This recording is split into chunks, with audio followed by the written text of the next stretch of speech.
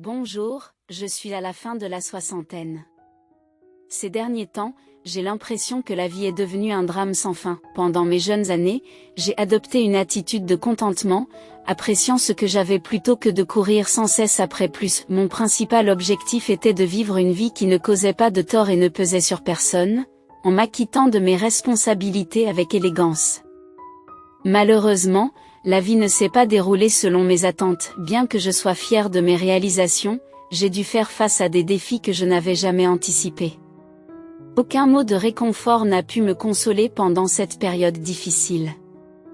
J'ai regretté mon manque de réalisme. Malgré une tempête féroce, j'ai fini par trouver un sentiment de stabilité et je me sens aujourd'hui obligée de partager mon histoire avec quelqu'un. Sur le tard, j'ai eu la chance de rencontrer un homme respectable et de me remarier.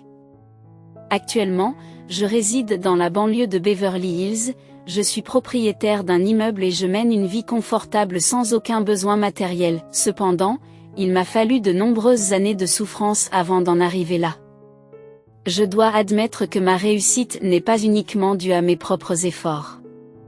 C'est pourquoi je veux passer le reste de ma vie à exprimer ma profonde gratitude. Pendant les années où j'étais trop occupée à gagner ma vie, je n'ai pas eu l'occasion de sortir avec des hommes et j'ai fini par devenir une vieille fille, bien au-delà de ce qui est généralement considéré comme l'âge idéal pour se marier. Finalement, j'ai croisé le chemin d'un veuf qui me poursuivait. Il élevait seul son fils et sa fille après avoir perdu sa femme. Nous nous sommes rencontrés à l'usine, où nous travaillions tous les deux. Au début, mon mari fournissait du matériel à l'usine et c'est au cours de ces rencontres qu'il m'a avoué son amour. À l'époque, ses enfants n'avaient que 6 et 4 ans, tout comme mes propres inquiétudes. Je craignais leur réaction à mon égard, mais ils m'appelaient affectueusement maman. Cela m'a fait chaud au cœur et je leur en suis sincèrement reconnaissante. J'ai attribué leur comportement attachant au fait que leur mère leur manquait, car cela ne faisait que 3 ans qu'elle était décédée. Mes beaux-enfants ont grandi sans me causer d'ennui, et ils ont développé un lien fort entre eux. Ma belle-fille s'est révélée fiable, elle a fait preuve de maturité et s'est occupée d'elle-même et de son petit frère.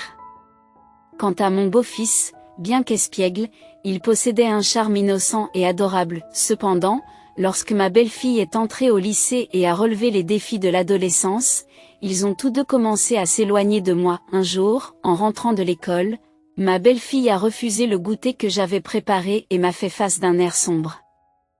Elle m'a demandé d'être honnête et m'a demandé si j'avais épousé son père pour l'argent. Elle a insinué que j'avais feint de les aimer pendant tout ce temps. Interloquée par cette accusation, je me suis empressée de répondre « Mais de quoi parlez-vous ? Comment pouvez-vous penser à une telle chose ?» Vous affirmez, après m'avoir observé pendant un temps considérable, que vous n'êtes pas sûr de l'endroit et de la nature des informations que vous avez entendues. Cependant, permettez-moi de préciser que votre père et moi nous sommes mariés par amour sincère, et que je n'ai jamais eu le moindre doute à ce sujet. Vous êtes mes enfants bien-aimés et il en sera de même à l'avenir. Je dois admettre que je me suis sentie complètement dévastée lorsque j'ai appris la vérité. Ne mentez pas, s'il vous plaît. J'ai été informée de tout par ma cousine à l'école. Ma tante vous a suggéré d'épouser mon père uniquement pour sa richesse. C'est peut-être pour cela que vous ne nous avez acheté que des vêtements et des sacs à dos bon marché et que vous nous avez donné une maigre allocation. Nies-tu toujours que tu nous as trompés ? Je t'implore de cesser de mentir. Ma belle-fille m'a crié dessus, plaçant sa confiance dans cette tante, qui n'a eu aucun contact avec nous pendant tout ce temps, et négligeant sa propre mère, qui a été là pour elle. J'ai toujours fait de mon mieux pour vous élever, comme n'importe quel autre parent, en achetant des vêtements de marque et des sacs à dos pour vous donner confiance en vous. Je ne veux pas me vanter, mais je vous demande de reconnaître au moins mes intentions sincères. Cependant, ma belle-fille s'est encore plus énervée contre moi, exigeant une augmentation de son argent de poche. Si vous vous souciez vraiment de moi, pourquoi n'augmenteriez-vous pas mon argent de poche afin que je puisse conserver ma dignité parmi mes amis ? À cette époque, l'entreprise de mon mari connaissait des difficultés financières. J'ai même envisagé de prendre une nounou parce que nos revenus étaient insuffisants. Ma belle-fille ignorait toutes de nos difficultés financières. Si vous avez besoin d'argent, pourquoi ne pas envisager un emploi à temps partiel ? Cela vous aiderait à comprendre le dur labeur que votre père accomplit pour subvenir à nos besoins. Gagner de l'argent n'est pas aussi simple que vous le pensez, je l'ai toujours su. Pendant tout ce temps, tu as fait semblant d'être gentil avec nous, ce n'est que lorsque tu vis confortablement que tu décides de nous tourner le dos, ma belle-fille, qui a manifestement changé. Je me suis demandé si je n'avais pas mal élevé les enfants. Quelques jours plus tard, j'ai reçu un appel du professeur de ma belle-fille. Il a été révélé qu'elle séchait les cours et qu'elle avait même eu des altercations physiques avec d'autres élèves. Comme elle était auparavant une élève bien élevée, j'ai essayé de la conseiller et de la mettre en garde. Malheureusement, mes efforts ont été vains. Hier, elle a commencé à extorquer de l'argent à ses camarades de classe. Je l'ai réprimandée, l'avertissant qu'elle compromettrait ses chances de terminer l'école et d'aller à l'université si elle continuait dans cette voie. Cependant, elle a tout simplement quitté l'école sans permission à l'heure du déjeuner. J'en ai pris la responsabilité et je me suis excusée auprès de l'élève à qui ma belle-fille avait pris de l'argent. J'ai ensuite rendu l'argent en son nom. À la suite de cet incident, il y a eu plusieurs autres événements qui ont amené mon fils à se plaindre, affirmant que je le négligeais. Je m'excuse, mais je ne suis pas en mesure de l'aider. Je n'ai pas pu m'empêcher de me sentir responsable de la façon dont les enfants ont évolué. Cela m'attristait de les voir dévier de leur nature angélique et gâcher leur vie de la sorte. Je ne savais pas comment ils gagnaient de l'argent, mais pendant les vacances, ils envoyaient des cartons de pommes ou de viande en guise de cadeau. Je m'inquiétais de savoir s'ils allaient causer plus de problèmes, mais heureusement, cela ne s'est pas produit. Au fil des années, j'ai décidé d'apprécier la situation actuelle. Mes beaux-enfants ont fini par trouver leur partenaire et se sont mariés. Peu après son mariage, ma belle-fille a donné naissance à son premier petit enfant, ce qui nous a apporté une immense joie. Cependant, le fait qu'ils aient décidé de se marier à une date aussi proche n'a pas été une mince affaire. Ils ont choisi des dates de mariage à 1 mois d'intervalle, ce qui nous a empêchés de leur apporter le soutien financier qu'ils souhaitaient. Mon mari et moi avons discuté de la situation et nous sommes mis d'accord pour dépenser une somme égale pour chaque mariage. Malgré leurs conflits antérieurs, ils ont tous deux commencé à nous importuner tout en espionnant les préparatifs du mariage de l'autre. « Maman, tu achètes des meubles plus chers pour lui parce qu'il est le fils de la famille ?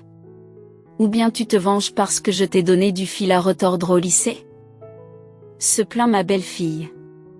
Je lui ai assuré que ce n'était pas vrai. C'était un défi de trouver des robes de mariée et des meubles dans le même budget que ses frères, surtout si l'on tient compte du calendrier serré. Votre frère nous a même contacté hier, nous demandant pourquoi nous vous envoyions vers une meilleure destination pour votre lune de miel. Avez-vous l'intention de nous accabler de la sorte ? J'en ai assez. Si vous continuez à vous comporter de manière puérile, nous ne prendrons plus en charge les dépenses supplémentaires. Débrouillez-vous, votre père et moi ne sommes pas votre banque personnelle. Mon coup de gueule a semblé les calmer, et ils ont procédé à leur mariage et commencé leur nouvelle vie. Cependant, il n'a pas fallu longtemps pour que l'agitation reprenne. Malgré leurs défauts, ils restaient nos enfants, et ils revenaient à la maison pendant les vacances, apportant les sons familiers qui remplissaient la maison d'un sentiment d'appartenance. Ces jours-là, après quelques verres, mon mari devenait bavard et joyeux. Il se disait que, malgré la complexité de notre famille, il était merveilleux que tout le monde soit réuni. Oui, c'est cela la famille. Peu importe à quel point les choses ont pu être compliquées dans le passé, c'est formidable que nous soyons tous ici aujourd'hui, disait-il. Ta mère et moi voulons juste vivre le reste de notre vie en paix. Les paroles de mon mari étaient empreintes de sincérité, même si elles étaient alimentées par l'alcool. La paix règne lorsque notre progéniture s'épanouit. Au milieu de notre conversation tranquille, mon beau-fils a abordé un sujet crucial, la répartition de l'héritage familial. Il pensait qu'en réglant cette question de manière préventive, nous éviterions les conflits et préserverions l'harmonie au sein de la famille. Saisissant l'occasion, ma belle-fille est intervenue pour exprimer son désaccord et son mécontentement. Elle n'était pas disposée à tolérer un traitement de faveur à l'égard de son demi-frère simplement en raison de son sexe. Elle s'est souvenue du passé, soulignant les disparités dans les contributions financières lors de leurs mariages respectifs. La tension est montée d'un cran lorsque mon beau-fils a contesté avec véhémence, accusant sa sœur d'affirmations sans fondement. Au milieu de cet échange houleux, J'ai eu le cœur serré en voyant le spectacle qui se déroulait sous mes yeux, mes enfants, leurs conjoints et leurs petits-enfants plongés dans une dispute amère au milieu du tumulte. Mon mari, furieux, a élevé la voix, s'interrogeant sur l'opportunité d'un tel conflit lors d'une fête de famille.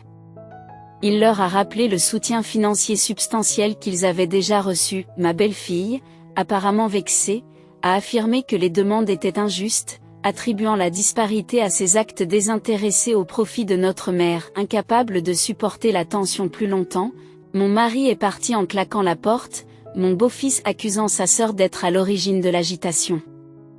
La discorde s'est aggravée, au point que des altercations physiques ont éclaté et se sont répandues dans la rue. La police locale a été alertée par un voisin inquiet.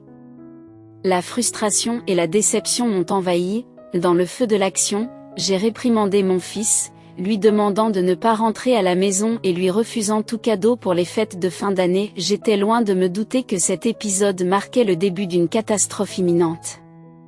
La suite s'est déroulée peu de temps après, alors que l'année touchait à sa fin. Les plans d'un dîner tranquille pour célébrer le réveillon du Nouvel An ont été perturbés lorsque mon mari, habituellement ponctuel comme une horloge, ne s'est pas présenté au restaurant. Une heure s'est écoulée, accompagnée de tentatives infructueuses pour le joindre. Finalement, j'ai reçu un appel de l'hôpital s'enquérant de notre relation avec Monsieur Laurence Schultz, ce qui nous a catapultés dans une situation d'urgence imprévue. Je n'ai plus besoin de votre aide.